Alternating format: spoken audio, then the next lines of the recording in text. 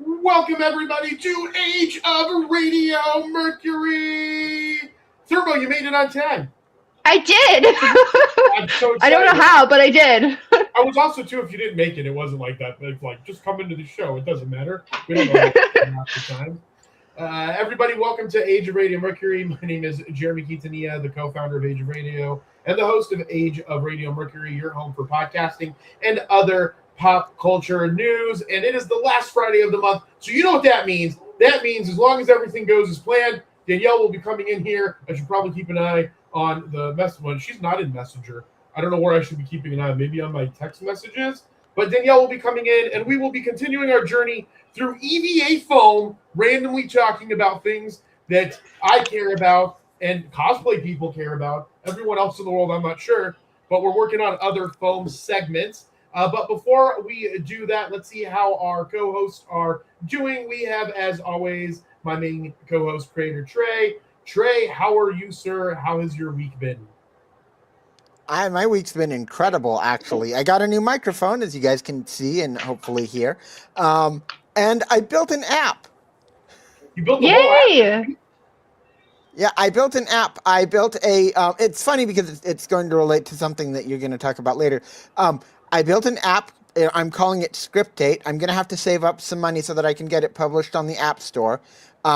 It is a audio teleprompter. Let me know what money you need. Oh, no, that's okay. Oh, okay. Well, it's all for the show.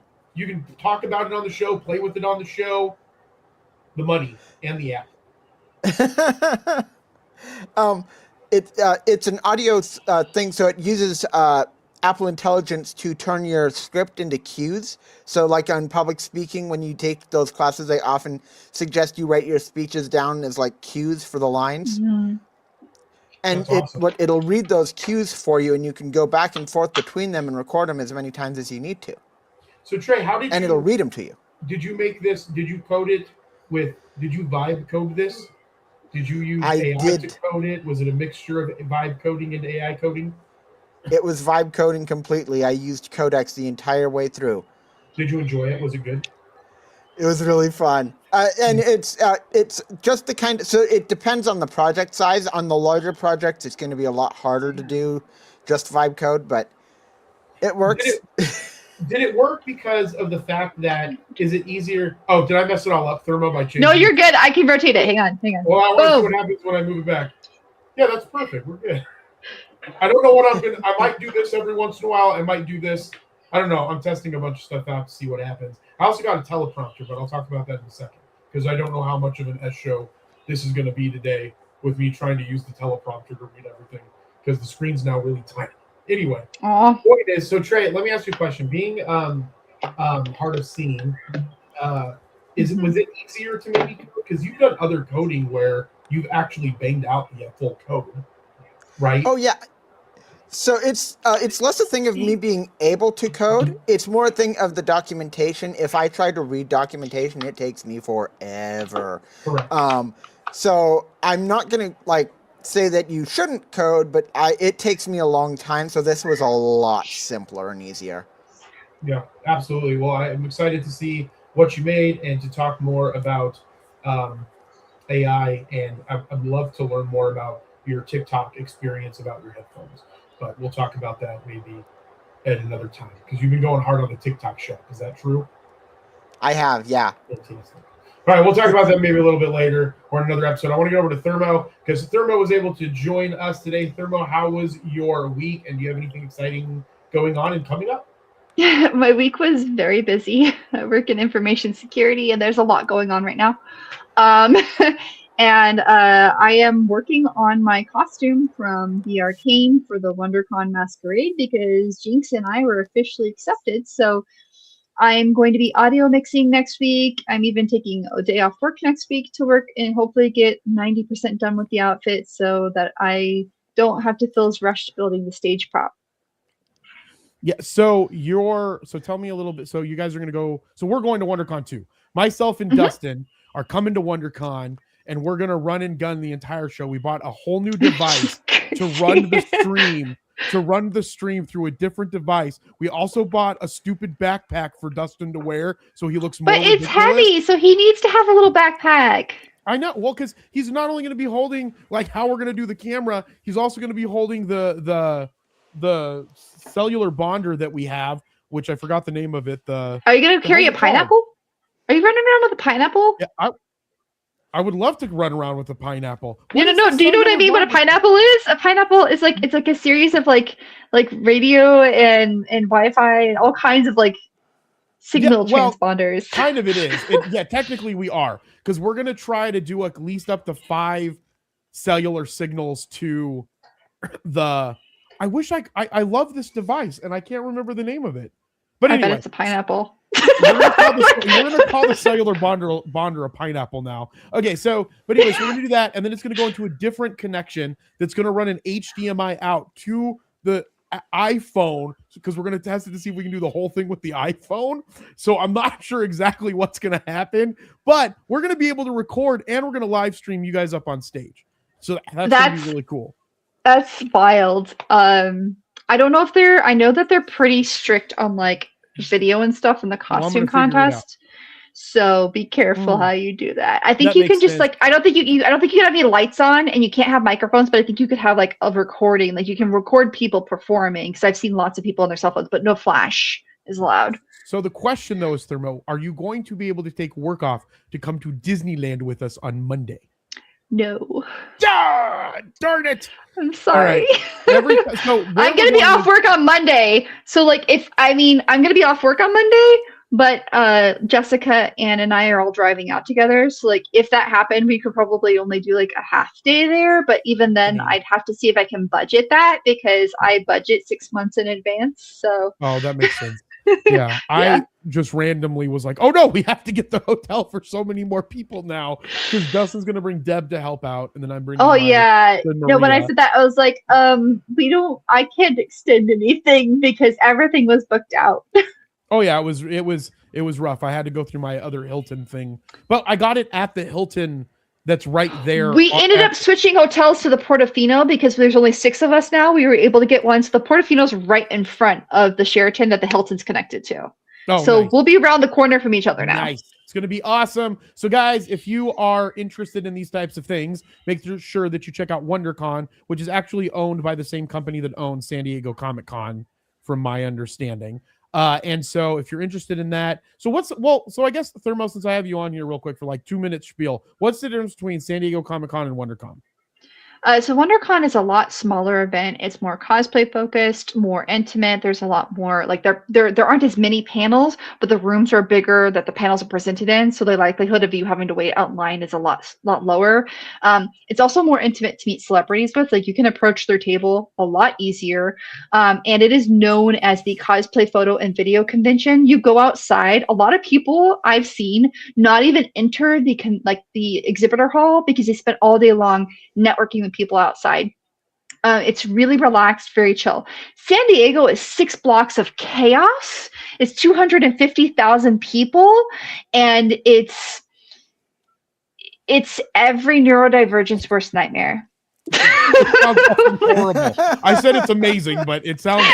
That's the reason why I don't go to San Diego Comic-Con, because even when we were in that little hallway in UwuCon, and I was trying to walk through. That's changing this year, by the way. Since we just had our first UWU meeting, I can't say a lot, but I'm going to say we're not going to be in a hallway this year. Nice. I'm really excited about that. But so if you like it, check out WonderCon. It's March 27th, 28th, and 29th in the Anaheim Convention Center. If you're there, come and check us out. We'll be running around, and we'll also be going to Disneyland on Monday and Tuesday. And because Dustin will be with me, I'm sure I will have him try to do stupid stuff at Disneyland. So I'm really excited about that as well, which means, though, that this is going to help us set up to do more running and gunning type of content. Like I'd love to get to podcasting NYC, which we're going to talk a little bit about if we make it to one of those articles. Are you ever going to come to any of the Fallout conventions? And I'm going to come to the Fallout convention. Mojave Mayhem or Wasteland Jamboree? Which one? I'm going to try to get to all of them. I need to figure this one piece out so I don't have to buy tables everywhere. But also on Game On, the 13th, 14th, and 15th, we're going to have a 10 by 20 foot booth at Game On Expo. And if everything works out well, I'm trying to get some of the special guests that they've paid to have there, such as Final Fantasy characters, their voice. I'm going to try to get some of the voice actors to come and sit down with us and have some interviews as well. And then also, since the gang of Mercury is just growing, I'm going to try to get everybody somehow together so we can all take pictures together so that we can start doing more ads with all of our beautiful faces. But that being said, getting into some of today's news before Danielle gets here. Hopefully Danielle is still going to be able to make it. I did check with her this week, and she said she was, but I haven't heard from her today. But either way, we still have a lot of news in store. But before we get to that news, I have a teleprompter now, and I have a backlight. So there's all kinds of weird stuff in this room. Like, this room has so much fire hazard going on right now. I'm just using my cell phone because I was so busy that I just jumped on my cell phone. You look amazing. I have so much light.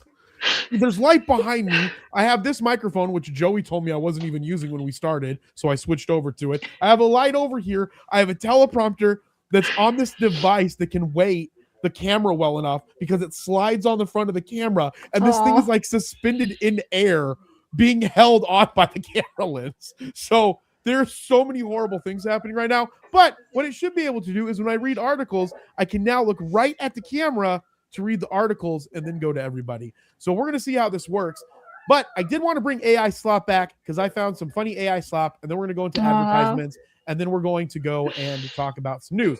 So first things first, this is some funny AI slop. I know everybody's up in arms about AI, and for good reason too, because there's an article today about Block. They're going to lay off, I think, like almost half of their workforce because of AI. And from what their employees have been saying, their AI is not even that good. So that being said, that's kind of, I guess, disturbing. If you don't know what Block is, they own the company Square and also Cash App, if I'm not mistaken. All right, so we are going to play this little funny AI video because it's cute and I like it.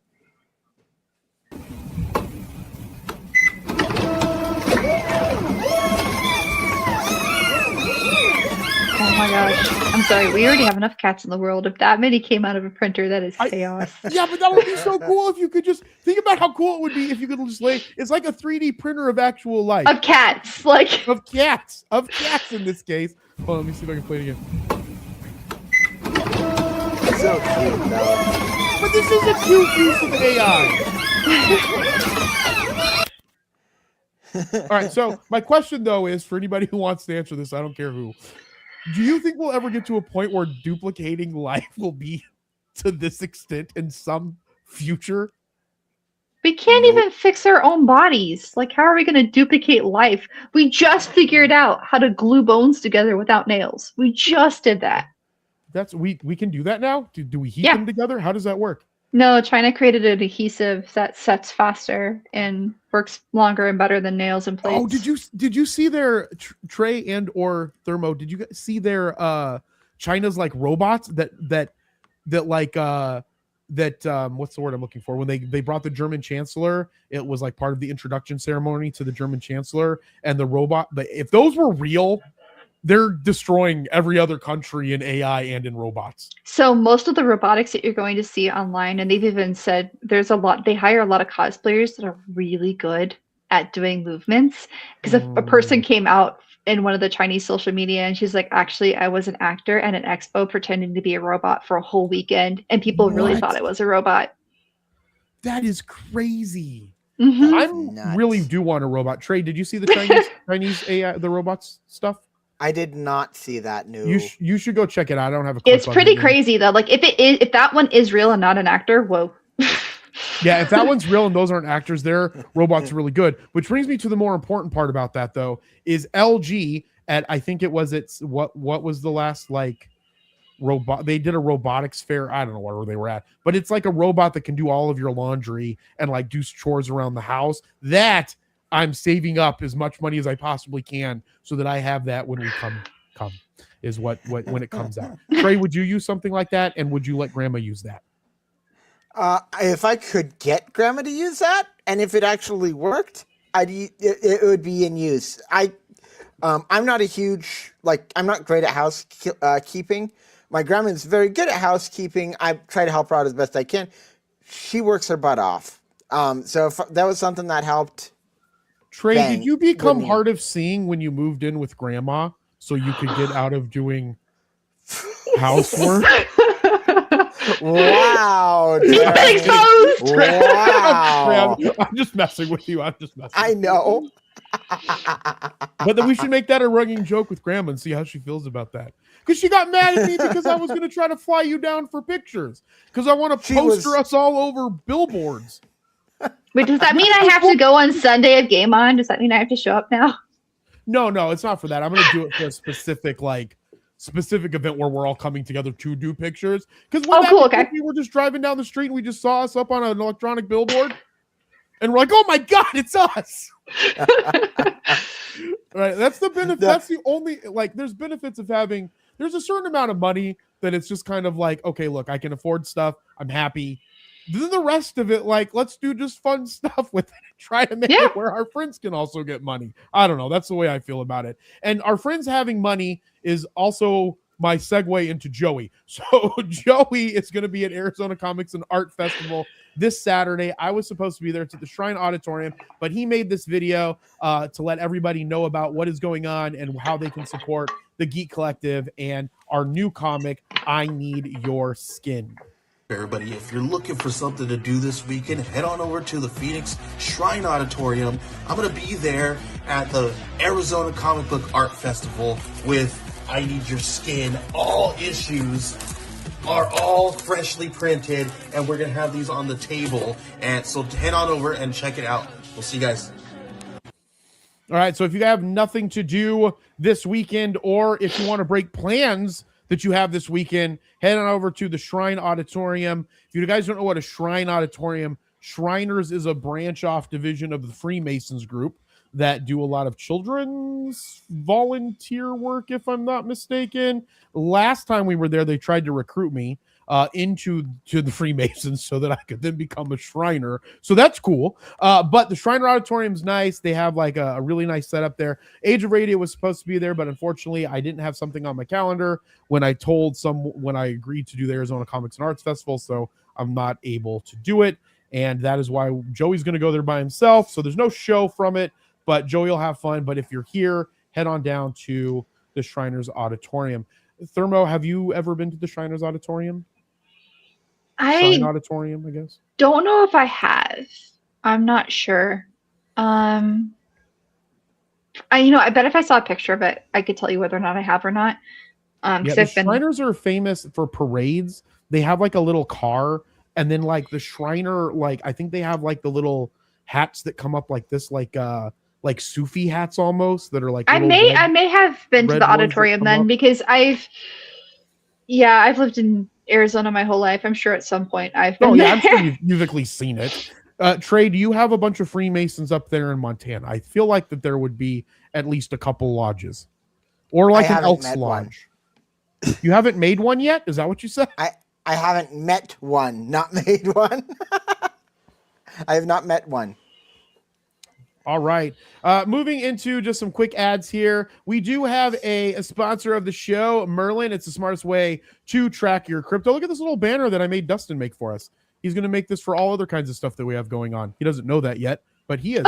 And so again, Merlin is run, Dustin, run! Right.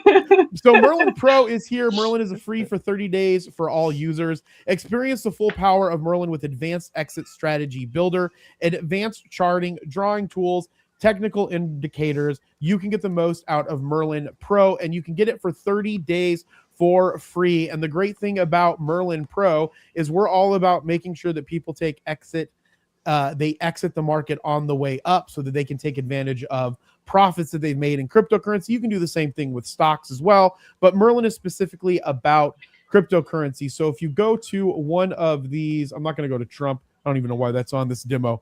I'm going to yell at Johnny later about that and be like, why is Trump coin on here? I don't know. It's probably because it's a meme coin. All right, so let's go to something like ADA, an actual useful coin here. Let's go to ADA or ADA. So if we go to ADA coin, we can see here that it doesn't have an exit strategy build up. With our new exit strategy builder that just released today from Merlin, you can jump on here and you can create an exit strategy with just a couple of clicks. So rather than having to know how to do technical analysis now, you can look for a high point and a low point. So if we just utilize this here as an example, you can take this high point. Well, Hold on, my computer's not working. Here we go. Let me just zoom out here. Anyway, you can take this high point and you can drag it down to say a low point, and you can do it a little bit. You can zoom it in and do this. I'm just doing it fast for the ad. And then what it's doing is it's looking at a high point of $3.10, a low point of 79 cents, and then you can set exit targets. So let's say I wanted to set 5 different exit targets. I could hit 5 here, and it's going to calculate my exit targets. So if I hold ADA, and based off of when I purchased it, it would make sense for me to exit some at $3.98, some at $4.53, some at $6.84. So if I go over here to build the strategy, I can decide, let's say I want to keep 50 for life and sell 50. Then I can go down here in these different exit targets, and I can put different percentages of how much I want to sell. And what it's going to do, it's going to give me the total amount that I will make. And for time purposes, I'm going to keep moving on, but make sure that you guys go to Merlin, check it out for 30 days for free if you're involved with cryptocurrency and you want to learn about our brand new exit strategy builder tool that just released today inside of our Merlin Pro plan. Thermo, do you have any cryptocurrency? Are you anti-cryptocurrency? Are you against? Yeah, it's okay if you are. It doesn't bother me. No, I am. That's why we have these discussions. I'm currently debt free, and I have old school methods of raising funds, but I do use high yield interest accounts and stuff like that. So nice, and you're debt free. That is really cool. Was that recent? I've been debt free since you were like 10. 32, 33. I just my house, nice. But my house is an investment. So yeah, that's really cool. I started really young because I started working at 13, so I learned a lot about money pretty quick. Nice. All right, well, let's go kick it off into some of the news that we have. It seems that Apple is betting on future wearables, which is one of the things we're going to do here. It's going to get me used to trying to share the screen and then looking at fright in front of the camera, and then also that the camera is screen's a lot smaller in front of me now, but we'll figure it out. All right, so some key takeaways. I'm going to do this. Apple seems to be betting its future on wearables. The company is accelerating development of 3 camera-equipped devices, according to Bloomberg. First, eyewear with high-resolution cameras targeting production as early as December for a 2027 release, codenamed N50. It will compete with Meta's glasses and let users make calls, access Siri, and take actions based on surroundings. In fact, actually, I'm going to do something here real quick. See, wearables make me a little bit sad. I have this I produce too much electricity. So I short out stuff. I can't wear watches. I shorted out 3 Fitbits. Explain this. No, it's a thing. Like, it's a known thing. Like, I have rubberized cases on a lot of my stuff and rubberized keys and stuff because I short stuff out. I shorted out keyboards and phones and computers. Like, that's cool though, because that'll be beneficial if the robots take over. I'll just try to get you to lay on them and touch them, and then you will sort it out. Just rub my hands together, put my hands on them. All right, each of the products which will be linked to Apple's iPhone depends on a camera system with varying capabilities, and each of the 3 items is going to be glasses, which is going to compete with Meta glasses, but then they're also going to be doing earphones, and the earphones are going to have a camera on them so that it can give you information about what it sees. That might be really useful for people who are blind, because it could help them walk easier. Like if maybe they can't afford a dog, or they don't have time to train a dog, or they want to have a better visual field, or they're allergic. I'm just kidding. But no, I mean, that would be really. I can see a lot of helping people who are disabled, give them better able way of navigating life with that. Yeah, of course. And then also then there's going to be a pendant that's also going to have a camera. So Trey, since you're really into Apple, tell me, have you had a chance to look into this since I started talking to you about it? What's going on here? What is this all about? I mean, it looks like Tim Cook met with everybody and said they're going to really focus on AI devices, saying that Apple's working on new categories of products, and these are the new categories of products. But what do you think about them? I think that they're great. I think if Apple actually does their deal with Google For Gemini, they'll be great. If they try and do it with their current system, I don't think I would really worry about them. Kind of like how I'm not going to be looking at the Vision Pro anymore. However, one of the necklaces does make me a little bit eerie. Why does the necklace make you eerie? And I can't imagine people wear like this necklace is and good. What if someone steals your pendant and they just run off with you? That's a good point. I mean, that's always a possibility, I guess.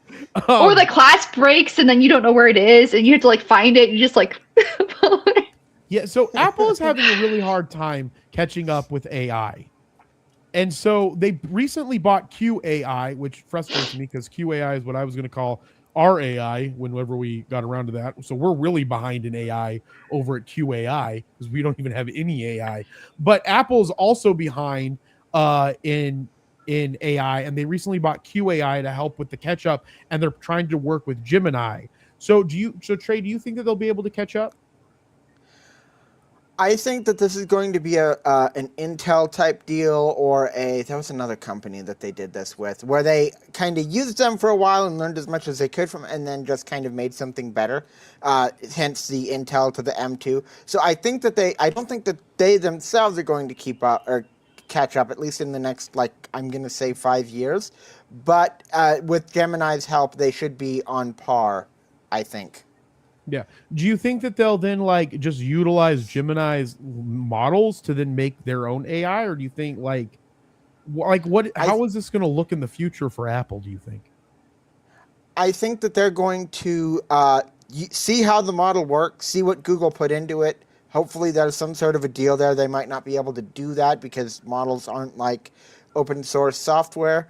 And then they will build basically something that has even more. They are very product minded. So instead of building a super system thing, they're going to build a super product thing. So this is going to be not quite as good as OpenAI or Google, but something that is very good within Apple's specific product purview. I think them using Gemini is insane though, because Gemini, like Google in general, their master services agreements have insane clauses inside of them. So Apple better be prepared to negotiate. So the nice thing about this is it's not the servers. They're not hooking. No, they're master service agreements. So it's a legal agreement that you sign whenever you sign on with a company and you use their product.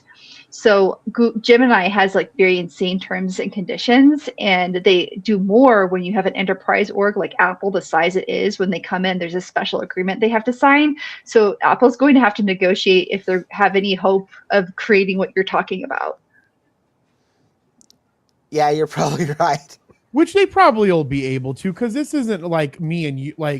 I'm assuming Tim Cook is sitting down with Sundar, and they're having conversations with each other as CEOs and being like, "Dude, that blows my mind. How can we make that type of thing and make this work really, really well for us?" Because if you guys follow me or you guys watch the show out there, you guys know that I think Gemini's AI is some of the best AI. Or Google's AI is some of the best AI, especially with Google DeepMind. And I think that and I think Anthropic's also catching up with OpenAI. In fact, I don't think OpenAI has really good AI anymore. I feel at least when you're looking at some of their competitors, I still use ChatGPT, but I mean, Trey, you're using, but Trey, you use Codex, right? That's ChatGPT's coder, right? Have you tried Yes, Pods?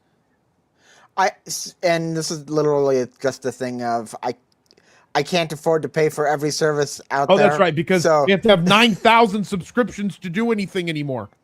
My God. Yeah, so I don't pay for the $20 to two. Oh my! If I could flip it, if this app goes big like I would like it to, I will be going. I don't care what model it is, except for. Okay, I'm gonna do it. May I do a quick tangent, real quick, Jeremy? I don't want to take too much time away. Yeah, from the tangent show. all the time. Why not? On my Substack, about a month ago, I compared all 4 artificial intelligence apps to based on their accessibility. Google, although they have really good AI, their Gemini app scored dead last because of their. You sound like you know what I'm about to say, Thermo. Yeah, go for it. Make them own it. Their flipping microphone will time out, and I can't find a reliable way to keep it on. and they're flipping speech to text or text to speech rather. It turns off as soon as the screen turns off. So I have not had very much luck accessibility wise with the Gemini app. But that's utilizing it on the phone, correct? On the phone, on the tablet, yeah. I don't even know if they have because I couldn't find it. I don't even know if they have the speech to or text to speech option on the website. No, that's true. Do you think so, Trey? For these wearables, do you find yourself utilizing if they make AirPods with AI in them or this pendant? Would you buy either of those? Yes, I would. I don't know about the pendant because those are always like a thing of like. I feel like a while ago we did that like friend thing, the friend pendant thing. Do you remember that? No, I don't have any friends and you couldn't you had to be within like a certain distance of your phone or a certain distance of the person, and it wouldn't work all the time. And yeah. Well, those pendants are a little bit iffy because they're constantly listening to you, and this one would be too, but hopefully to some sort of a wake word. Apple is better about privacy than a lot of other companies. I'm not saying you can set conditions because Apple lets you set conditions. That's why you can set controls. Yeah. Right. So Thermo, what's the reason why you don't when you said make them own it, what did you mean in regards to Google was one of the companies in the beginning that said privacy and consumer accessibility were their forefront, and they have failed on almost every point. They continuously misstep. And I mean, a lot of organizations struggle with that because it is difficult to adapt your technology to something that's accessible to all and equitable. But Google, with the amount of money and the skill and the knowledge, the people they have, the subject matter experts, they have no excuse. They should do better. Yeah. Would you wear would you wear the glasses, the buds, or the pendant if Apple released them? I'd short them out for fun. You should totally do that. I think that we should do a whole segment. I'll buy all of it and see how long it lasts on me. How long it lasts on you before it actually shorts out. I think it lasted on me 2 months. That was it. So we're not an AI show, but AI is obviously all of the talk right now, especially in tech. Sarah Bond, who was the first Black woman to be president of Xbox, is stepping down from her executive role as of February 24th, I think it was, a couple days ago.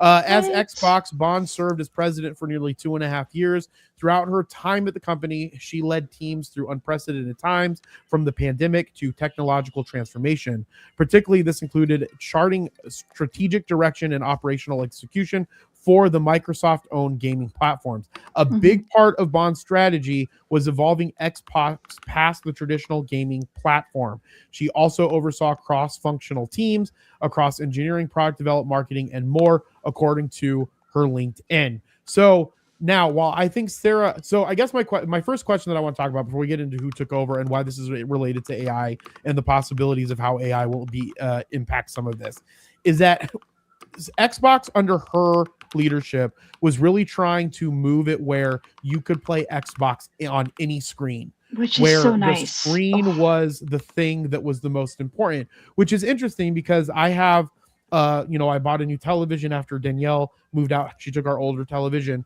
And on that television, that's a Samsung TV, there's a gaming like hub or something on it, and on that hub is Xbox. Not to say I use it, not to connect to the Xbox, but you can literally play Xbox games on the television. So my question is, I'll start with you, Thermo, and then I'll go to Trey. Do you think that was where Microsoft should have been going for gameplay rather than focusing on continuously improving consoles?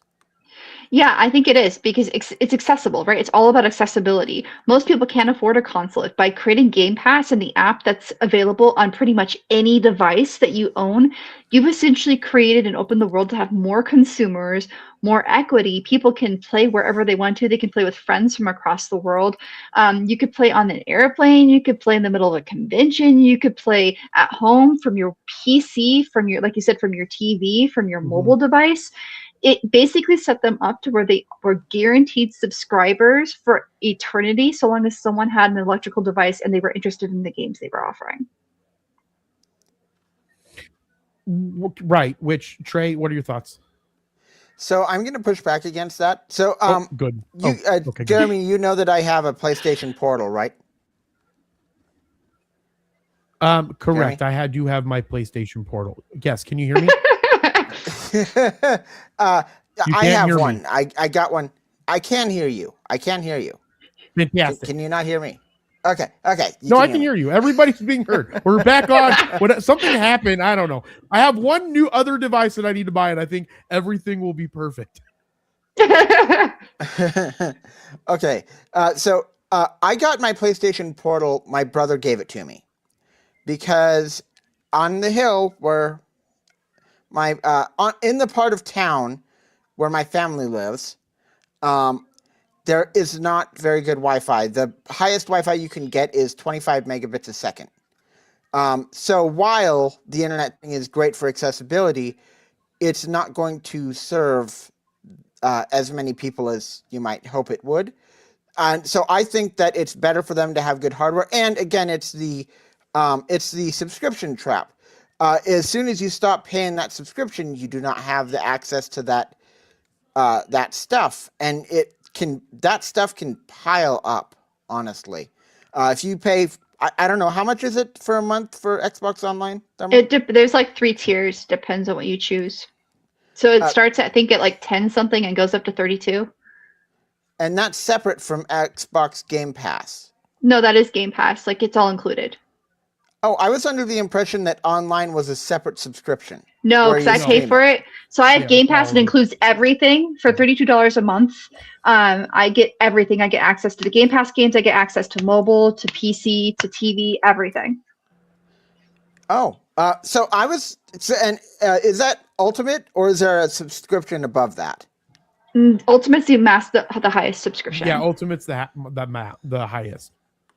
Okay, that's what I thought. So these, I don't know. I guess it's really just a thing. I think that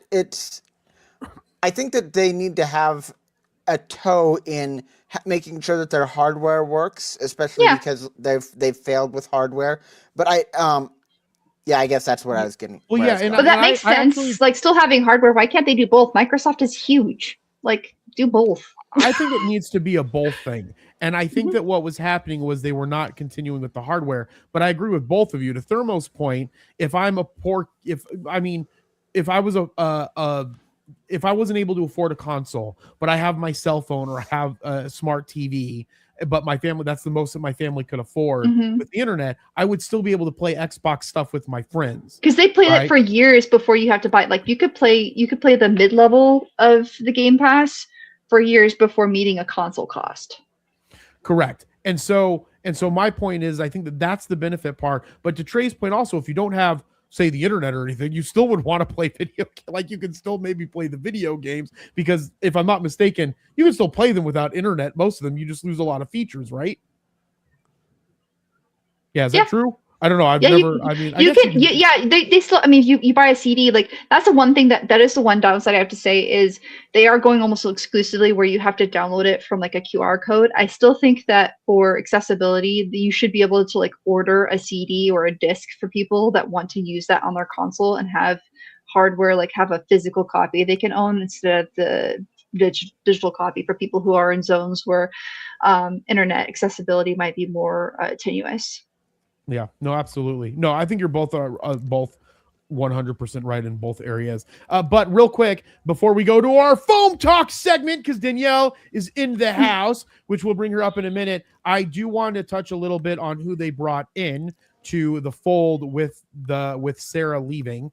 So essentially the new individual, Asha Sharma, who I'm excited to see what she can do. It just depends on what her route is. So Sharma is stepping into some big shoes. So outside of an attempt to appease gamers, what is she saying about the future of Xbox? So Sharma said that her commitment to Xbox required 3 things: great games, the return of Xbox, and understanding the future of play. So I think that there is some, I think there is some, like, I guess, conflict of where Sarah was taking it, with the Xbox being everywhere and the Xbox also being a physical console. A great game to Sharma has to be deep emotional resonance and a distinct point of view. She added that she wants to make stories that make players feel something, highlighting the excellent indie game Firewatch that she did in, I'm assuming, in a post. So she's coming into gaming as a platform builder. Sharma told Variety. She added that the goal is to be consistent and earn the trust of players and developers. Now, Sharma worked at, I think, some other e-commerce companies, I think is where she comes from, if I'm not mistaken on this. I read that somewhere. But her background is in AI. And so it also seems like they might be bringing her in because of her background in AI, which there has been some backlash against the potential use of generative AI in development. Oh, gaming? Sharma said, Well, no, gamers don't want that. correct. So Sharma said she has no tolerance for bad AI, while adding that AI has been and will continue to be a part of the game. I mean, technically AI has existed, not in the way we understand it, but AI has existed in animation and gaming as the back end for managing the mathematics for Gravity for some time. Because Gravity is it's horrific to render whenever you're trying to do that in an animation studio or through a platform. Also horrific when you're falling. Yeah, it also manages lights, cameras. So an algorithm has done this for a long time, but it's not the AI that people are thinking of now. It's not generative. It's an algorithm that was meant to help mathematics and help developers understand the level of NASA math that they have to do to build a game. Right. And so for those things, I don't think people have a problem with. I think the problem comes when you're going to be utilizing AI to make pieces that are inside of the game, to make developing things that are inside of the game apart from debugging, because I think AI for debugging could be beneficial, which I know that Square Enix has on their roadmap to get to a point where most of their debugging is from artificial intelligence over the next 5 years. But again, I think that could be beneficial. But so Trey, real quick, and then Thermo's thoughts, and then we'll start some foam talk. Trey, do you think that AI is good for gaming or bad for gaming, and where do you see Xbox going? I've been pretty critical of Xbox in the past. You know, you hate Xbox. I understand. I don't hate Xbox. I want to see them do well because I know a lot of people like them. However, I am not sure what their intentions are with hiring somebody who's in AI. I do not think, like, to an extent, I think we've talked about this before where it's great in the back end, but if you're going to use it on art, there is a actual human that you can pay to do that a lot better. And it's one of the things where if you are a one-person creator and you have only a limited time on this earth and you can't afford to pay somebody to build the art, and you don't, like, it's not something that you care about as much. I think there's a lot of scales in it. Then I think AI is a little bit more understandable, but not for a huge company. Yeah. Thermo? I just think they need to keep AI itself out of it, unless it's doing some kind of essentially an algorithm helping with mathematics and rendering that is essentially very excessive. There are very few mathematicians that can handle Gravity for games, and they were struggling about 15 years ago, maybe it was a little more than that, because I have a background in animation. They were struggling to find people that could figure it out, so they had to create algorithms that could do that. And it's like we created computers to solve rocket launches. Like, stuff like that makes sense. Yeah, absolutely. I think that does make sense. But you know where they don't have AI? I'm sure they do in some capacity. AI. Foam Talk! But Foam Talk! I don't know who made this. Foam Talk. I don't. It really blends the into the stabby blue. sword. It really blends into the blue. Foam Let's Talk. bring up Danielle from Hello, Husky hello. Hubby Cosplay. Danielle, welcome to the show. How are you doing? Are you feeling amazing? I am feeling amazing now. It has been one of those weeks that we are at the end of it, and I am glad. So it's amazing now. And Danielle, I don't remember if we tell people what you do for a living, so I don't know if you want to tell that what you do for a living on here, but she has a stressful job, so I'm just gonna say that. Yeah, I'm a speech pathologist in a public school system, so there's a lot of work to do throughout the week. And Thermo, you know Danielle, correct? Danielle, Yeah. do you know Thermo? Have you guys ever done stuff together before, cosplay wise stuff? I don't think I so, don't but think I've met so. Danielle before. Long Yes. time ago. Also, I'm bald now. Most people don't recognize me out of costume. So Ray, me and you Right? should I'm go like, bald I feel like so that I we can. recognize your face, but I'm like trying to place it with something on it, or hair, or helmet, something. Yeah. Most cosplayers out of cosplay were like, what? Right, that's a good point. Right. You usually can't tell who they are, like when they're out of the cosplay, because it's completely different. What's one of your super most popular that I may have seen you in? Oh gosh. Recently? No. I mean, I've done Rumi recently, and I have a long braid, and I've done Solus from Dragon Age and Dragon Age Belguard, and I did one that I went to LA Comic-Con with and placed in was Yojimbo from Final Fantasy. Were you 10? Rumi at Uwu? Yeah, the one that was running around like mad. Yes, and constantly back and forth. Yeah. Yep, mhm. that's probably what I recognize you from. Just Yep. Yeah, Thermos, like where you guys were at UWuCon at because you were at the Arizona cosplay booth, right? I think that it was, you were next to Raven. I were right next to you. I'm the one that was always running. Are you guys okay? Cool. Bye bye. Yep, that's why I'm like, I know that I can place your face at some con. I just am. Yes, now I know exactly. All right. So the good news Kyle, is I think Kyle introduced us. Most likely. Yes, Yeah. Kyle. I love Kyle. He's such a nice guy. He's great. He's so great. All right. So I have dice. I don't know why I have dice, but I keep them in this little cool little like scroll zip up little container here. That's also a rolling mat. But what we're going to do, and what's good about this is Thermo knows something probably about foam also. So conversations can be much more interesting than me and Trey being like, what are you talking about? And then trying to figure something out. But I have been trying to find a chemist to be on the show to talk about foam.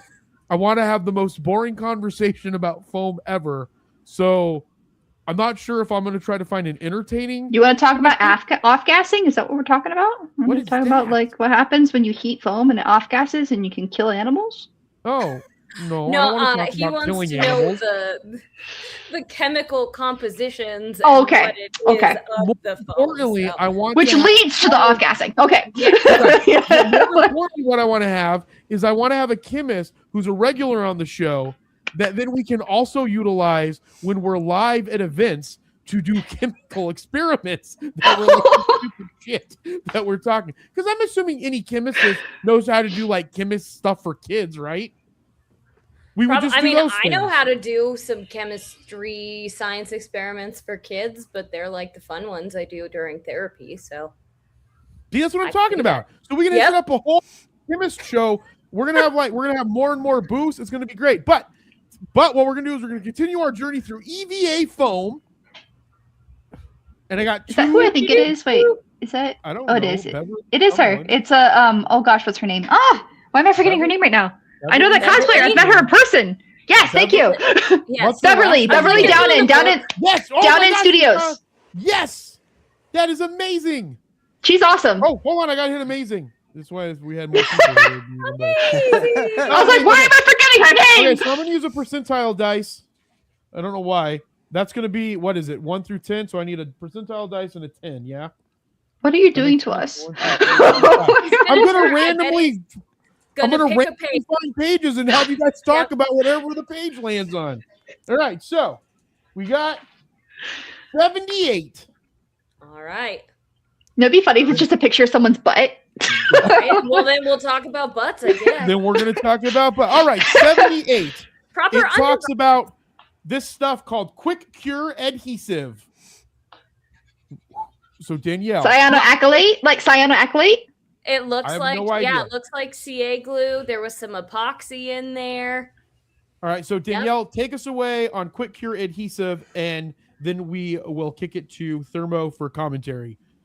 Quick cure adhesive. Tell me all about it as much as you can. Go. Okay. Quick cure adhesive is things like super glue, or like we'll call it CA glue. I typically don't use it on my foam props. I don't think that it works as well on foam as contact cement, but I love CA and activator for my 3D printed plastic. But I don't think because CA glue can be so thin, Brittle. and brittle, and EVA foam is more porous and flexible even when you seal it. It just soaks way too much into the foam to be my favorite adhesive. Thermo, go. All right.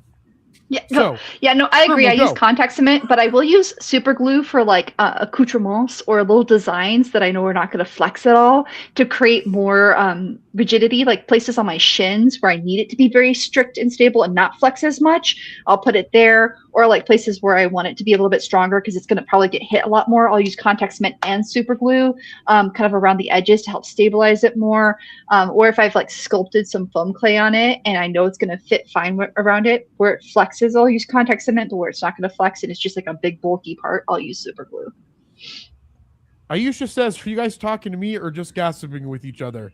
Aisha, you are in for a treat because we're talking about foam. So any foam questions you have, make sure that you answer them because we have 2 foam experts and we're working to be your place for foam talk at least once a month in some capacity is what I'm saying. Okay, so this says, sorry, Aisha, I'm going to go back to the foam talk. Okay, so it says, is it Loctite Super Glue? Is that a company, Loctite?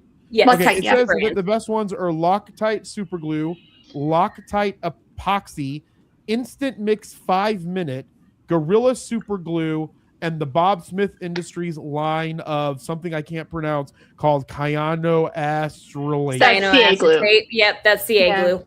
How do you pronounce it? I think it's cyanoacrylate, right? Danielle? Yeah, let me look it up. I will use my degree. Is it cyanoacrylate or cyanoacetate? Which one is it? I think it's acetate. Acrylate. There's an R in the ass after the acre. There's no ass in this. Okay, CA. So everything I've been saying is wrong. Cyanoacrylate? I don't know.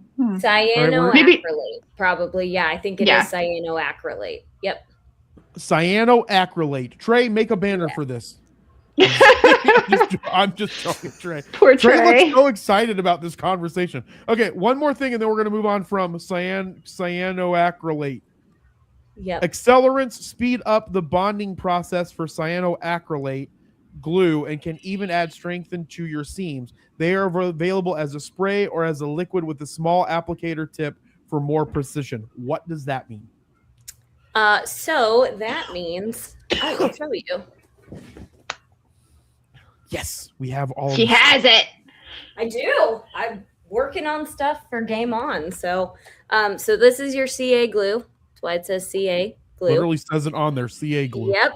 And so it's basically super glue. And so you'll put this on your seam, and then you'll take this guy, which is the activator, and you spray it on where you've got the super glue. And you want to make sure you're holding things as tight as you can, because once you put this on, boom, your super glue is dry. And your print is essentially ruined if you try and take it apart. So is it dangerous, though, for any kids out there that are playing with glue? It is toxic. Yes, it is toxic. It does have let me look this. Trey looks so enthused right now. He's like, why are we doing all the symbols? Oh, look, symbols. Those are the symbols. Those aren't the same symbols. This is what we need a chemist for. Yeah, you need to wear a respirator, and you should be wearing gloves. And then also they recommend safety glasses if it's going to be something you have to bring up close to your eyes, because the off-gassing when you activate it can actually burn your cornea. Yep. Ayusha left. So sorry, Ayusha, that you are not into foam talk, because you're going to be missing out. Because eventually, I don't know why you would be missing. I mean, if you're into foam, we'll figure out a way for everyone to love foam. That's our goal. Because not only are we going to talk about foam with Danielle, hopefully at Game On Expo, we're also going to do convention foam fighting, where all of the foam started last year at Game On Expo. All right. Any last words on cyano? You know what I wonder if why Beverly uses foam, uses super glue for her foam, is she's usually in the Pacific Northwest. There's a lot more moisture, and super glue does react differently in moist environments with foam, whereas out here it's so dry that contact cement is better. So that could be the difference. That's very possible. And she may not use this. I think she's just trying. I mean, I guess maybe she does use it, but but my point is that she might just be like going through everything like as a full range of EVA foam. Yeah. Which is just one kind of foam. So like if you're stacking, like if you take 30 millimeter foam, which is a pain in the butt to cut, but you're trying to stack to create like a platform or something, CA glue would make sense. Like you want it to be hard. You want that, hard rigidity, because it doesn't flex. That's why it hard works. rigidity. All right, we're going back to the dice. Trey, did you have any questions or concerns about cyanoacrylate? And we know a new word. We're going to be chemists by the end of this. All right, rolling the Excuse dice. me. That's okay. Trey's allergic to this. 105. He needs his respirator. He needs to protect himself from foam talk. Yep. All right, 105. Let's see here. 105. Commonly used paints, acrylic paints, and something called Liquitex Heavy Body, and slowing down. Oh, wait, no. Hold on. And slowing down. Okay, that's a tip. Liquitex Heavy Body, is that a type of acrylic paint? It is. It's one of, well, I think I actually prefer Liquitex Soft Body. Yeah, the soft body's nice. Yep, the soft body. Okay, so hold on. Let's hold on real quick because we don't know anything about foam. What are acrylic paints for people that aren't out there that knowing? And then what is the difference between Liquitex Heavy Body and Liquitex Soft Body? Danielle, and then Thermo for commentary. And me and Trey will sit here looking stupid. Wait, should I get my stack? My stack's big though. I'm so close to it all, and I love visuals. So, so this is a basic acrylic paint. It's Liquitex basic acrylic paint, and it's just what you think of when you think of acrylic paint. It's paint that's an acrylic medium. Soft body and hard body are different types of acrylic paint. Soft body tends to be better for foam because it's much more flexible and it doesn't crack. So like, oh no, you're here. Oh. We're here. You're the focus. I forgot to give you a note that I was going to be doing that. It's because you were going deep into the acrylic paint. So I was like, oh, we'll zoom in.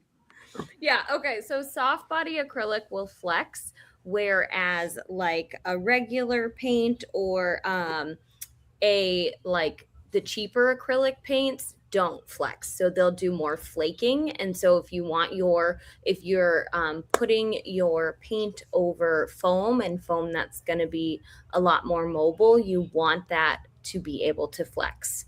That's like the main reason for using foam versus like 3D printing, is the flexibility and the lightweightness of it. And soft body acrylics allow for some of that twisting and flexing. So then my guess is heavy body does not do that? It's just less flex. Got it. Yeah. Okay, so it's less flex. So when would be a situation would you use the soft body versus the heavy body? I would say I always use soft body because we do so much traveling that I'm always squishing things into suitcases, and I'd rather my props be able to handle some of that squishing and my paint jobs not flake and crack. Got it. Thermo, what is your experience with acrylic paints and Liquitex heavy body and soft body? And Liquitex is a brand, just throwing that out there. That's okay, and so Liquitex is a brand of acrylic paint. It's acrylic paint that's been blended with latex. That's why it's flexible. So if you have a latex allergy, do not use it or wear gloves when painting it, and understand if that foam's going to make contact with your body and you have a latex allergy, wear some fabric underneath to separate it so that you won't have a reaction. That's actually why I've started moving away from Liquitex. I'm starting to develop a worse latex allergy. It was mostly from the clavicle up, but now it's starting to happen on my hands and my forearms too. What happens? Your body just gets red or what? Itchy? I get rashes and eczema. Mm-hmm. Oh. Yeah, I have a bad reaction to it. Sometimes I'll cause, from here up, I get hives, I get a fever, and I have to go to the hospital. So I can't really touch it. So what you can do though is you can use standard. What I do is I either use leather paints, because leather paints are also flexible. They're more expensive, but they're flexible and more opaque, so you don't actually have to use as much. And then if I can't find a leather paint in the tone that I'm looking for, I can get like those Apple Barrel really cheap acrylic paints, and I mix them 1-to-1 with Elmer's wood glue, because the wood glue has a bit of flex to it, and you can actually paint it on, and it also is an adhesive, so you have a little bit more longevity with your paint. That's really cool. Nice. It does say here that acrylic paints dry very quickly, sometimes in minutes. If you need a few extra minutes of working time, try using an acrylic retarder medium to prolong drying times. This is useful for painting large areas, weathering, and blending. What is that? So it's the medium similar to like you know the glue you played with as a kid and you put it on your hand and then you would peel it off? That's what it does, is it essentially regular. Yeah, the retarder's just kind of like that, yeah. So then it gives it a little bit more time. It slows down the drying. So that's that's what that slows the curing process. But that's a separate this looks like it's a separate thing. It is. Yeah. So Danielle, do you have any of that there too, or do you not use that on a regular basis? I don't use that on a regular basis. If I have to paint big, like if I'm doing big pieces of painting, which is generally what I do, I tend to use rattle can spray paint. Spray paint or airbrush too. Yep. Yeah. I have not made my way into airbrush yet. I will eventually, but there's only so many toys I can convince my husband to buy. Good point. You can do like a happy medium and get one of those little airbrush ones that attaches to the top of the can and just start like encouraging him to just slowly. What's going to encourage him to do it is these projects we're doing right now, because I think I have like 2.5 weeks left to do them. I don't know. I'm trying not to look at the calendar. Is I'm actually going to teach him and make him do some stuff. So there you go. To his defense, and if you guys are joining us right now, we're going through Beverly Downen's Cosplay Ultimate Guide to EVA Foam with our two EVA experts, Danielle, the main host of Foam Talk, and also Thermos here, who's also amazing with foam, as they are, I guess you would say, professional cosplayers at this point. Please don't tell me that. That's scary. Don't you guys make money doing cosplay in some fashion? All the money every bit of money I've ever made, I go to charity. It goes to ACLU, goes to St. Mary's Food Bank, or it goes to the African American Association of Arizona. That's kind of like it's professional. You're just a nonprofit professional money maker. Okay, that's fair. That I raise close to $5,000 a year. Swift, nice. Awesome. That's awesome. That's so cool. Yeah. All right, going back to the dice. Make me look like not. Before you do that, Jeremy. I'm sorry, I didn't mean to interrupt. No, you're fine. Mine goes back into more costumes and stuff. So go ahead. That's where mine would go. That's where all my money goes. So I'm curious about this, because this is actually kind of interesting. Do the harder paints make the crafts more like, I'd imagine they'd make them a little bit harder to the touch and a little bit more shiny. Is that correct? In the software, if you add more layers, they can. Gift. Yeah. It like the harder paints can be stiffer, which is why they do more flaking. So they don't resist the movement as much. And so then they do the flaking off. And then the shininess just depends on what you kind of put over it. So like, or if you have metallic dust in it too, like a lot of people will do a metallic powder brush on the top of it and then seal it with something. Yep. It's the sealant that really like locks in if you want it matte, or if you want it shiny, or if you want it satin. Trey, are you thinking about doing some foam projects? No, I am not. Nope. We're gonna do some. We're gonna figure it out. We're gonna. What if we cut them? What, Trey? What if we pre-cut the foam and just mail it to you, and then you just have to glue it together? We can do on screen build stuff. Yes. We need to 100% do that. All right, page 96 is next. We'll do 2 more questions, and then we'll go to the last few news articles and get everybody's take on them to end out the show today, because we've only gone through like 2 news articles. We talked about so much other stuff before. I have no idea how they keep track of the time on these things. Okay, 96 is where we're going at next. 96 is 97 is this. Isn't that a person from Thor? Oh, that's Hella. I almost did that cosplay, and then I ended up doing Mighty Thor instead. Oh, but Mighty Thor is amazing. Mighty Thor is amazing. Was really good. That was my first. Oh yeah, you can catch that in one of the old interviews we did. Right, that's and when actually, Chuck almost. Yep. Yeah, so I have an assistant now, and so we're gonna go grab all the old footage. I made our very first playlist on the Mercury Age of Radio page now for Tempe FanCon, so that's up now in its own playlist that you can see on the homepage as well. So I'm excited to get all this old content out and back up and reorganized now that I have some other assistance with that. All right, let's talk about content. We're going to go contact cement, creature cast rubber, and Epsilon Pro is on this page. So Danielle, take us away on what is contact cement. Okay, contact cement is an adhesive, and the way it works is that it adheres on contact. So you take it, and again, we talked about this last time. We're going to talk about it every time. Wear your PPE, personal protective equipment. When using contact cement, that includes a Can we just call respirator. it PPE moving forward? I think that would be really funny. PPE! I Just know call you it said PP. PP, but we could call it PP and like Right? extend the E out. All right, Right? that is PP! Wellwood Contact Cement. I just want Wellwood Contact Cement folks to know that we just gave them free sponsorship. Right? All right. Yep. I used to use Barge, but then Barge became really hard to find. Again, those are just Barge is different the brands. picture on there too. Yep. It's contact cement, so you put it on one side of your foam after you've heat sealed it so that it doesn't soak up all your glue, and then you put it on the other side of your foam, and then you wait like 10 to 15 minutes. Yep. That's what it looks like. It's very, I always get this mixed up. I believe it is viscous, which means it's not very liquidy. Yeah. And so that's the contact cement? That's contact cement. So you put it Got on and you wait for it to get just slightly tacky, and then you stick your two things together and you press them and you hold them for like, I don't know, 5 seconds, press them hard together, and then they never come apart. What is creature cast rubber? And it's like literally called creature cast rubber. Yep, I will. I have never worked with that, so I'm excited to hear about it from Thermo, which looks like they got very excited.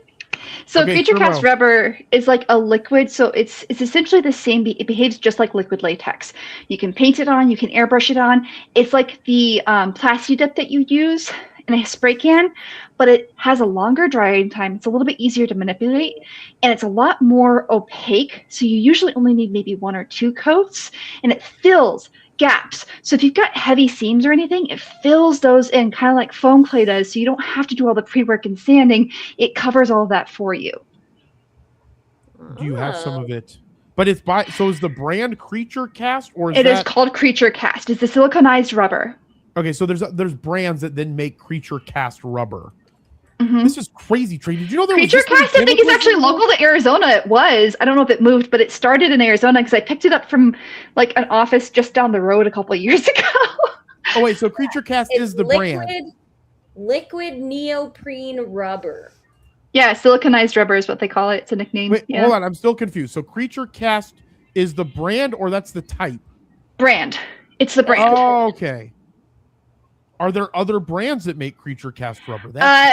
So the neoprene rubber, there's also like the plasti dip. So it's very similar to plasti dip. It's just not as so plasti dip isn't as good as Creature Cast. Creature Cast is made for film industry, so it's far more effective, and it was released to the public only a few years ago, like 5 or 6 years ago, maybe a little bit longer than that.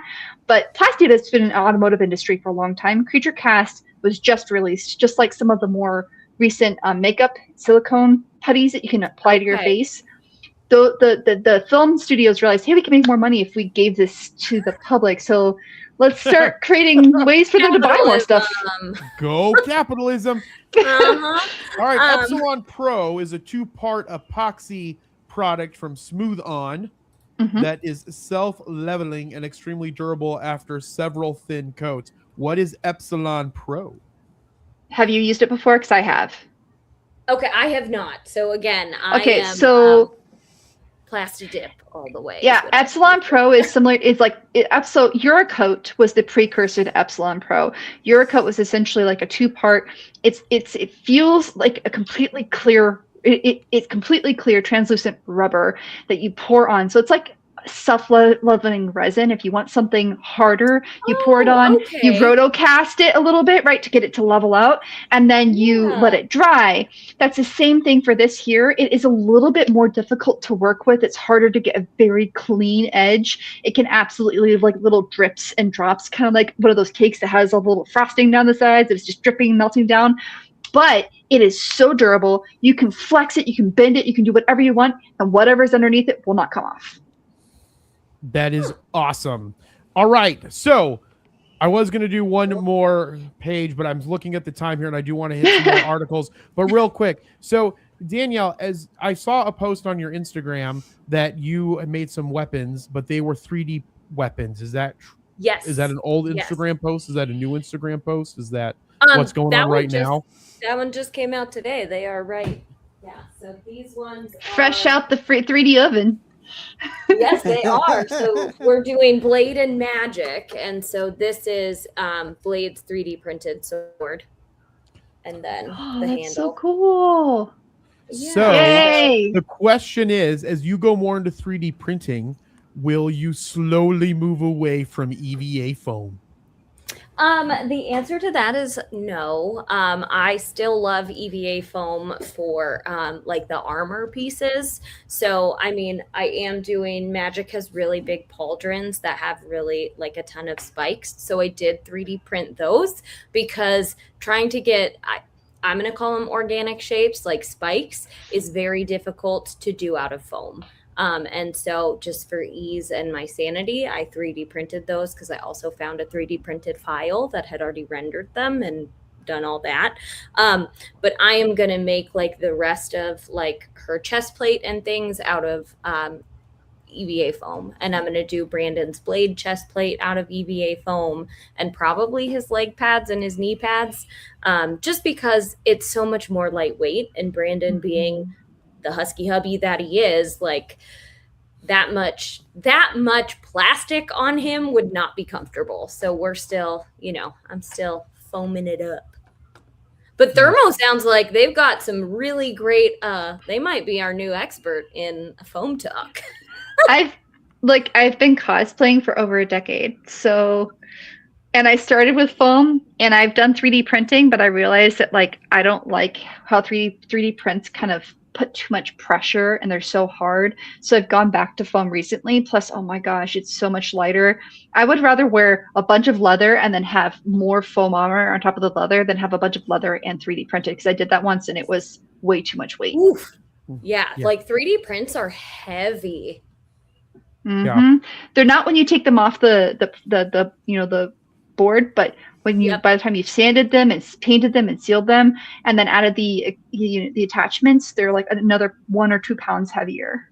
And they're just bulkier. Yep.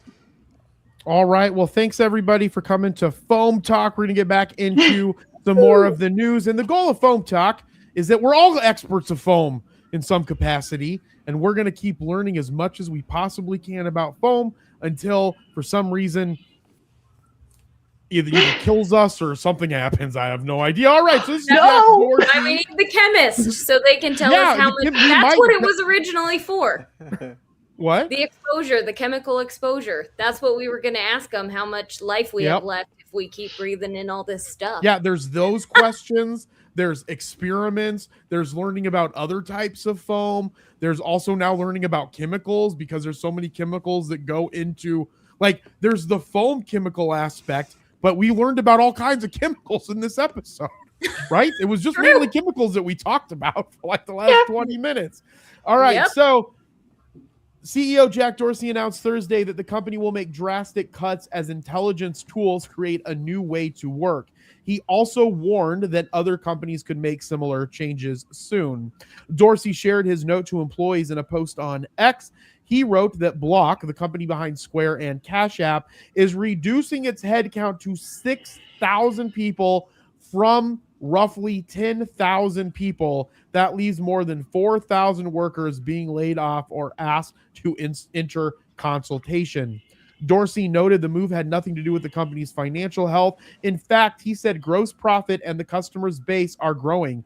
Instead, he argued that the company's intelligence tools are making it possible to operate with smaller and flatter teams.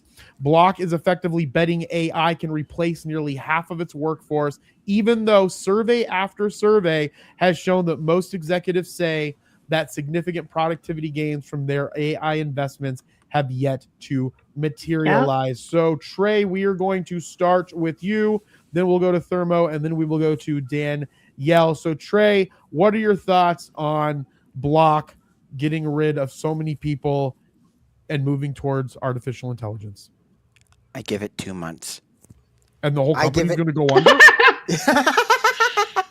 No, I give it 2 months, and then actually maybe 2 months is a little bit strict. I give it 6 months before they start hiring people back in again, because this has actually been. I follow this guy. If you guys are ever into AI or technology, there's this guy. Crap, I'm gonna have to try and remember his name. I can't think of it at the top of my head. He's a really good guy in AI.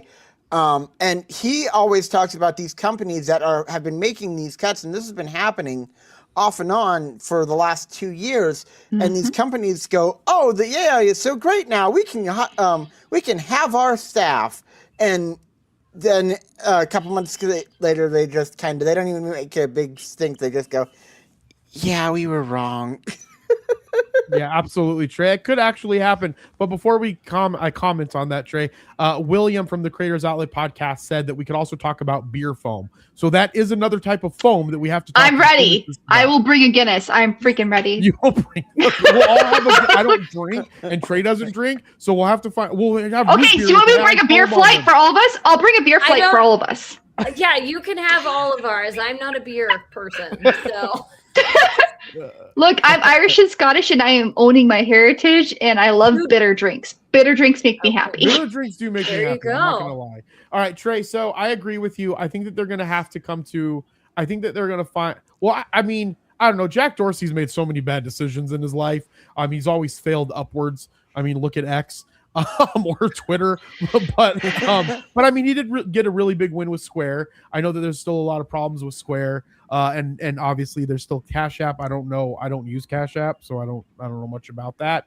But I think that they will get to a place where they're going to cut this, and like unless they know for certain that those the AI will what I don't know who's going to replace what is it going to do that those 4,000 people did. That's what I would be really interested in understanding, is like what it was that they're doing that the AI is going to do. However, Jack Dorsey, while he was running Twitter, did really bloat the company, and there was all kinds of people that they had hired that really didn't even need to be there, as we saw from when Elon took over and let everybody go and changed it over to X, that the company still was running, right, and is still running despite what you think about X, but so I think that you might be in the right place. I think they're going to get to a point, and then they're going to start adding on people, because they'll realize that it maybe shouldn't have been for all those 4,000, that they still need some of those jobs. Thermo, what are your thoughts?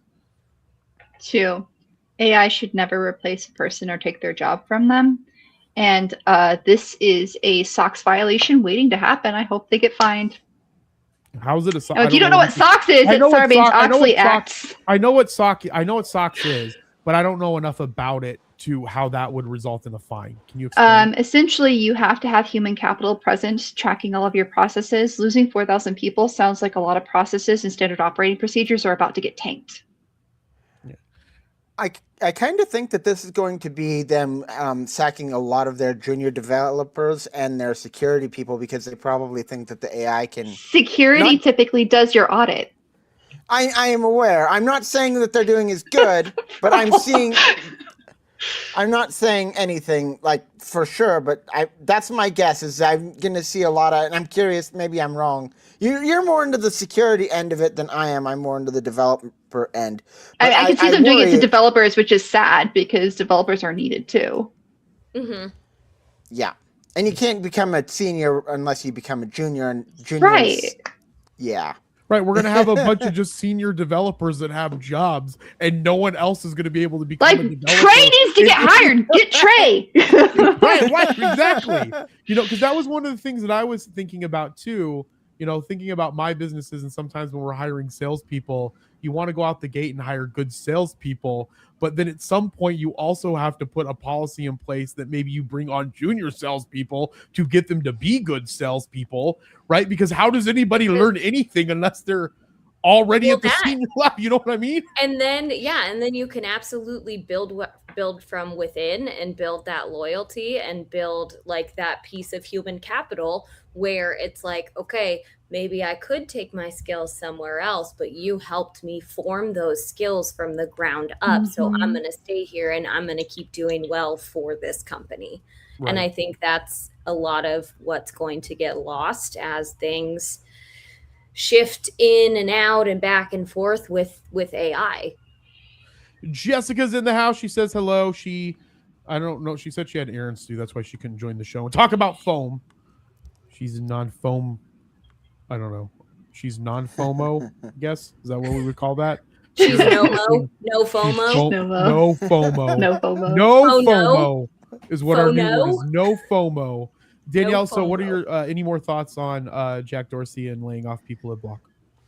You know, I'm kind of in agreement with everyone. I think that it's going to be a terrible experiment in the sense that, you know, things are going to have to, as I feel like they all do in our capitalist society, they're going to have to get much worse before changes are made to make them better again. And I think that is what's happening. I do think AI has its place as a tool, but I don't think that it replaces the human touch, I guess, in a company. In your company, for what you do you see it replacing things that you do as a speech pathologist? Not necessarily. I do use it, I will say, because there are certain things where, you know, my job centers around evaluations and writing goals and rewording things a lot. Or Right, but it's like an assistant in that capacity. It's exactly. Not like so I can, you know, put something in there, like a report that I have used my professional judgment to write and say, help me put this into more parent-friendly language. Right. Or help me explain to my administrator why this student really does need XYZ, why he does need to come out of PE or come out of, you know, reading so that he can work with me, because we're working on the same things. And sometimes the ability for AI to take the emotion out of some of it, because so much of like my work is going to sound cheesy, but it's like that heart work piece. And sometimes it's hard for me to be as objective as some of my coworkers need. And so that it helps like make this, I mean, I read data all the time, like therapy data and stuff, but make this email sound as objectively friendly as possible so that I can get what I need. Right. So I do use Absolutely. it, long story short. Yeah. Yeah, absolutely. All right, everyone, we're coming up to the top of the hour. So to kick off closing, Danielle, what is the next events you're going to be out? Which is obviously Game On, I'm assuming, unless you're going to event before that. So besides the events, what do you have going on, and where can people find you on social media? So yeah, our next one is Game On. We'll be there with AZ Cosplay. And then you can find us on Instagram, on YouTube, and on TikTok sometimes at Husky Hubby Cosplay. That's our tag in all of them. And then after that, we'll be going to WeebCon in Texas. We're content creators there. So if you're interested in going to WeebCon, you can use our code and get, I think, 10% off. So, woo, go to Texas. Yay, Texas. I think we're going to Texas with Joey. I wonder what that is. Maybe that's that con. What is that con? Is that a what con is that? It's WeebCon. It's an anime con. Oh, I don't think Joey would be going to that.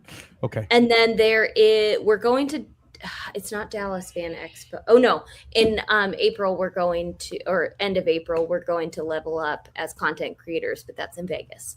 That's really cool. Well, awesome. Yeah. Thermo, what do you have going on, and where can people find you on social media? You can find me on social media, Thermo_AZ on Instagram, or ThermoAZ at ThermoAZ on YouTube and on Instructables. And you can find me with Cause Talk Live as well. So if you look up Cause Talk Live, I stream with them. I'm going to, let's see here, my next convention is going to be WonderCon in Anaheim at the end of March. And then after that, at the end of April, early May, the first like May 2nd and 3rd, I think, or May 1st and 2nd. I think it's the 2nd and 3rd. Yeah. I'll be in West Virginia for Wasteland Jamboree. Nice. That is awesome, Thermo. It looks like William was like WeedCon, but it's WeebCon, correct? Right? Weeb. Bees and boy. Oh, Yeah. B. Oh, Weeb. Yeah, WEEB, right? Yeah, weeb, Yeah. like you're a weeb, like Weeb. Yeah, I got you. without the you. D. Yeah. We're all weebs. We're all weebs. We are all Ds. weebs. Yes. We are all weebs. All right, Trey, what do you have going on coming up this week and in life? So real quick. So not real quick. I'm sorry. I did put out a Substack this week. It is now that I've flipping had it, I've lost it. Good. I remember I told you about it earlier. Was it me? No, it wasn't. Oh, it was. Oh my God! I am so sorry. My mind just went blank. I'll move on to. This is amazing. I love it. Go check out Trey's Substack. I'll put a little QR code up in the corner. Trey, that's me. That was me at like 3:30 when I was going to join the stream after I'd gone through meetings starting at 10 a.m. that ended at 3:30 p.m. Yes. A good day of meetings. That was me, Trey. I feel you, man. Words not computing. Yeah, it's not. I did an article on why I will not be buying tech until 2029, large tech purchases. Now I remember what that is. And then you guys can find me on the Age of Radio Discord, and you can find me just about anywhere on @Creator Trey. So that's all for me. And I'm going to make sure to buy Trey a bunch of tech stuff every time something comes out and send to his house so that he can't do the thing that he's trying to do. What's the reason that you're trying to do? Are you sabotaging Trey? No, I'm not. What am I trying to do? I have to write. Everyone, don't tell us. Go and read the Substack. All right, guys. Again, my name is Jeremy. You can find me everywhere at Age of Jeremy. Make sure to check out merlincrypto.com and get 30-day free trial just by signing up. You don't have to use a special code because, frankly, I own the company, and we are trying to use the money that we make from that I get for this to move more into what we're doing here. So go, if you're into cryptocurrency, go get merlincrypto.com so that we can continue to do amazing stuff with Mercury and Age of Radio. You can also listen to my podcast, Age of Jeremy. It comes out most Tuesdays, wherever you get your podcast. And then I will be having some conversation live streams on Age of Jeremy with entrepreneurs here in the next couple of weeks, lining those up with my assistant, Erica. We will be at Game On the 13th, 14th, and 15th. We have a 10 by 20 foot space. So everybody come, feel free to hang out because we only have a banner that's 8 foot long, 10 foot wide, I think is what it is. I don't know. 10 foot wide banner. So there's going to be plenty of space, but Dustin wanted his own space. We're going to be playing Virtual Boy there. We're going to have Mario Kart games. So we're trying to do giveaways again. So it'll be really fun for all 3 of those days. And then we will be at WonderCon with Thermo on the 28th and 29th is when we're going to be there, even though WonderCon is the 27th, 28th, 29th. And then we're going to Disneyland. So make sure that you follow us so that we can make Dustin do stupid stuff at Disneyland. And if you don't know who Dustin is, this is Dustin. He's the producer and tech guy of our show. And we like making him do stupid shit live. With that, everybody, as I always say, be thankful, grateful, and kind. Join us next week for our regular show, and then join us at Game On and WonderCon. And at WonderCon, we'll be having to do Foam Talk segment somehow. We'll figure it out. But we'll be back with Danielle and Foam Talk. And again, this is Mercury, your home for podcasting and pop culture news. We'll see you next time. Bye.